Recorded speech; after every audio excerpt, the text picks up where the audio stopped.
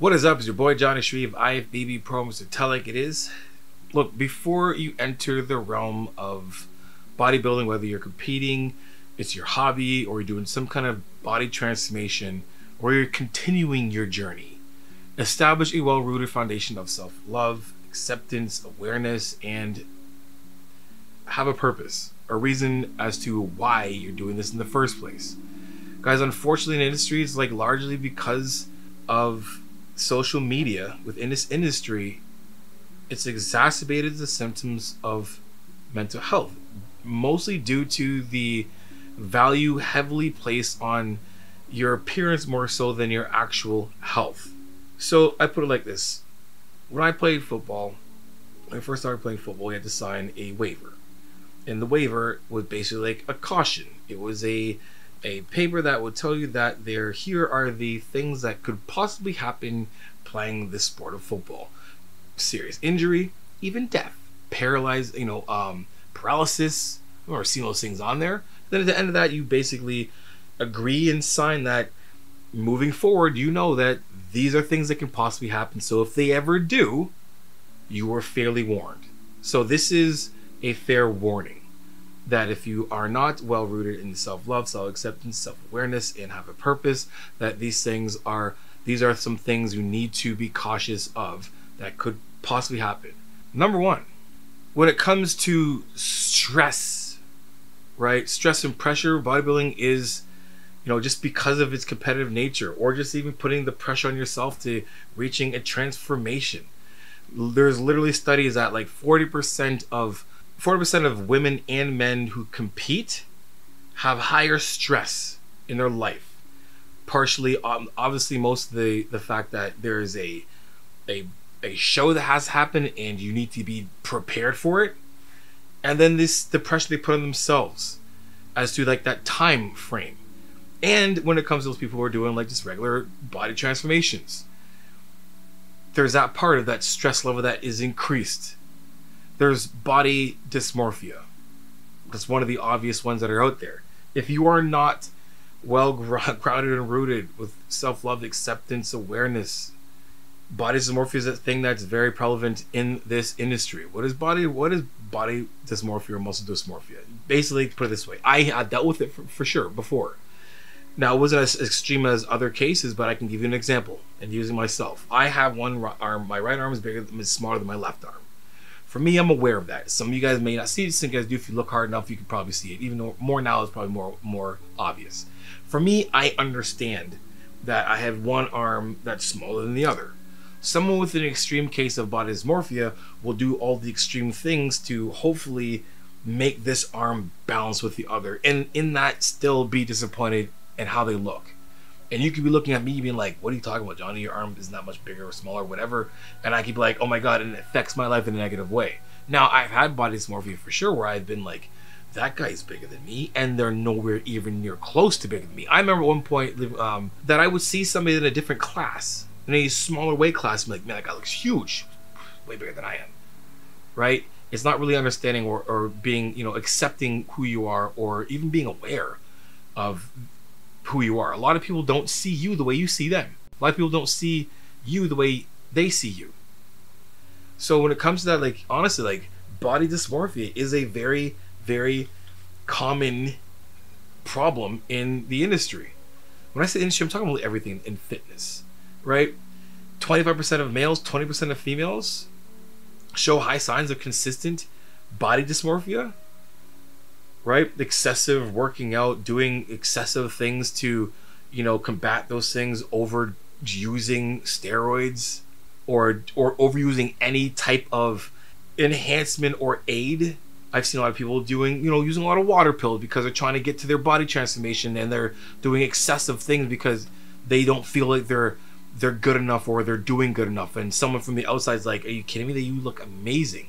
Eating disorders, right? Strict dieting. You get into this sport, you get into this realm, and you want to make that transformation, and you're strict, too strict. The balance isn't there properly. You do extreme things that can lead to eating disorders. 33% of people who get into this end up with some type of ED. Hey, what's up guys? A lot of you guys watch the video but not subscribed, so do your boy a favor and subscribe to the channel. Also hit that post notification button as well too, so next time I put a video, you'll be the first ones to get it. And hopefully by now you guys like the show, so if you do, hit the like button. Back to the show.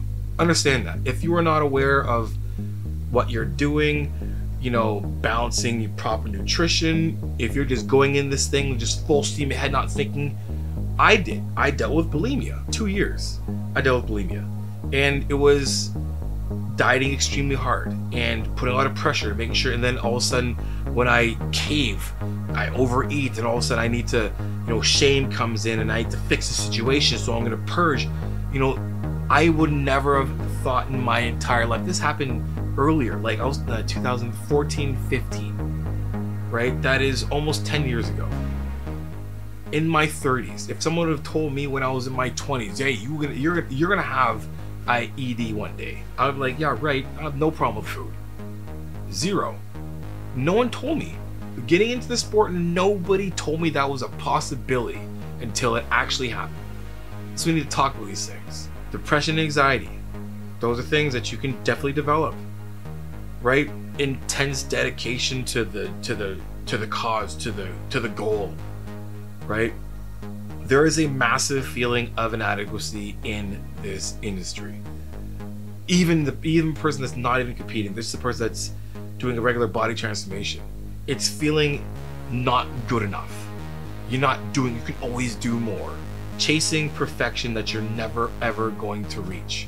19% of men, 24% of women, right? When it comes to like anxiety, it's even higher. 28% men, 32% women. I think more so is because of that. I think there's a lot more pressure on women in terms of what they are supposed to look like.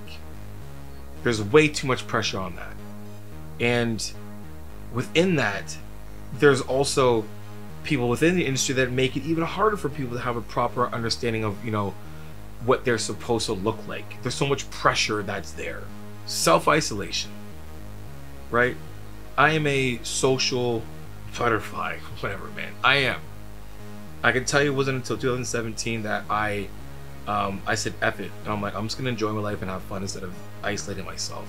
I isolated myself away from weddings that I was asked to play at. Like friends of mine who knew how talented I was at playing piano asked me to play for their wedding, and I'd be like, can't, got nationals. Like looking at it now, idiot. Would I've changed it? No, because the things that happen in my life happen for a reason. I am where I am right now, where I'm supposed to be because of those choices. But looking back at it, if I can go back and tell my younger self, hey babe, before, hey look, enjoy life, don't isolate yourself. What's the worst punishment you can get? What's the worst punishment you can get? Solitude confinement, like literally, like go to jail and stuck into a hole, can't talk to anybody. Isolation, right? Those are things you need to understand that can happen if you are not conscious and cautious and working on self-love, self-acceptance, self-awareness, and having a purpose of why you're doing what you're doing. Now, I'm not going to just leave you with things that you should be, you know, cautious of, but here are some things that you can do that can help combat those things, or you know, here's what you can do. Here's not only things that you need to be cautious of, but here's some things that can help you stay away from that dismal ending or possibility, right? Establish balance and moderation. If you're doing a body transformation, give yourself time to actually do it in a healthy way. Yeah, you can lose 50 pounds in 16 weeks. Is it good for you? No. I can almost promise you if there is some kind of correlation between how much, you know, excessive amounts of weight lost in a shorter period of time, the correlation of, I would say, mental illness or eating the ED happening because of that, I can guarantee you is extremely high. Establish balance and moderation in terms of like right goal setting. You don't have to win your pro card. How about just getting on stage for the first time and having some experience being on stage, some stage presence, experience, whatever, going through the process. And then learning from that process, and then maybe saying, hey, maybe next year I want to. It's okay to be competitive and want to win. I get it. But like, look, just baby steps. Let's just get there first. See where we stack up if you're competitive. Just do the best you can and see where you stack up. Learn what everything you need to learn. Get feedback from the judges and go from there. You do not need to win your pro card. You do not need to win first place. Hey guys, check it out. Did you get my ebook? Grab both of them. The Final Diet and the Ultimate Push-Pull Legs Training ebook is in the link in the description below. Grab yours right now and make some gains. Back to the show. Make realistic goals so when you do reach a goal, like there's nothing wrong with just making it to the stage. That's tough. There's nothing wrong with losing 20 pounds. That's great. But if you say, oh, I didn't lose 50 but you lost 20, or you placed second and you didn't place first, or you didn't get your program but you won overall and you're not happy with yourself, that happens. I see it all of the time. Some great ways to, I would say, avoid, body dysmorphia, right? Seek objective feedback. Like maybe it's your coach, a therapist. I would recommend a therapist for sure. If you already have anything going on in life right now, I would recommend a therapist regardless. I think it's great to have somebody to talk to, but have someone there, have an eye or someone you trust that can give you some good grounded perspective on what you're doing, your progress, that second eye, right? You can't see yourself the way people see you. So you might think, oh, I'm not big enough, I'm not whatever. Honestly, like I don't have any muscle dysmorphia, body dysmorphia at all anymore, at all. I do not at all. But I'm very aware that the way people see me and the way I see myself in terms of like, understanding what I actually look like or how big I am. Like there's people who say like, oh man, you're huge. And I'd be like, huge? Dude, I'm the smallest I've been in like 10 years. It's crazy. But to understand that and knowing that I can accept that and I get that. But before, I would think that I'm small. So having people in your surrounding that have a good grounded perspective of your process, of your progress, where you are, and you can trust them to give you a better, an overall opinion without you being in your head all the time. Help yourself out that way. Maintain a healthy relationship with food. I like to change it and not say healthy relationship with food, but more so a healthy balance with food, energy. Eating disorders most of the time start from extreme caloric restriction, extreme dieting, crash dieting, or even like overfeeding, bulking too much. It's always some extreme that is going to relate to some type of eating disorder. So have a better understanding of balance, which means if you're going to start your body transformation, you're giving yourself enough time. You're not going to just dice off 1,000 calories. Think of like maybe, find maintenance and then dice off 250 calories from food, and then maybe doing the rest of your calories in exercise and not doing an excessive amount, right? If you're going to bulk or whatever, maybe you're going to just do it with like 100 to 250 calories. Start slow. Balance is key. That's going to be your best ally to avoiding EDs. Prioritize your mental well-being. I say this to a lot of my athletes. It's not just a deload week. It's like take a day off. Take a week off. If you're in a, if you're just in your regular, everyday life and you've been training for a bit, take a week off. Take some time to get the heck out of the gym and not think about it. If it's part of your life, it's part of your everyday thing, it's gonna be there when you get back, but get away. Have a me day. Add some things that can give you some mindfulness in your preparation to the stage or for a transformation, where you take like a day and you don't do anything, or maybe you add yoga in there or some mindfulness, something like journaling, playing music, could be drawing or whatever it is, something that gets you away from it all to just relax, get away from the pressure, and that can help revitalize some of your inspiration and motivation going through. And lastly, stay connected. Stay connected. Don't isolate. Like I said before, the worst punishment you can give somebody is literally locking them into a hole and isolating them away from people. Don't be a prisoner to your prep or to your transformation or to your goals. Be around people. Share your experience with people. That's going to be one of the biggest things to keeping you balanced. You don't have to lock yourself away from going out for dinners or gatherings.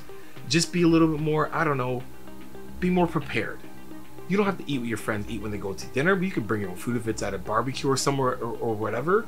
Or you can just be prepared to say, like, you know, whatever restaurant you might be going to or wherever you're invited to, do a little research to see if you can, you know, save some calories and, you know, and just, you know, request certain things when you get to the restaurant. But don't sit there and isolate yourself. Like I said, when I want my pro card, it's when I let loose.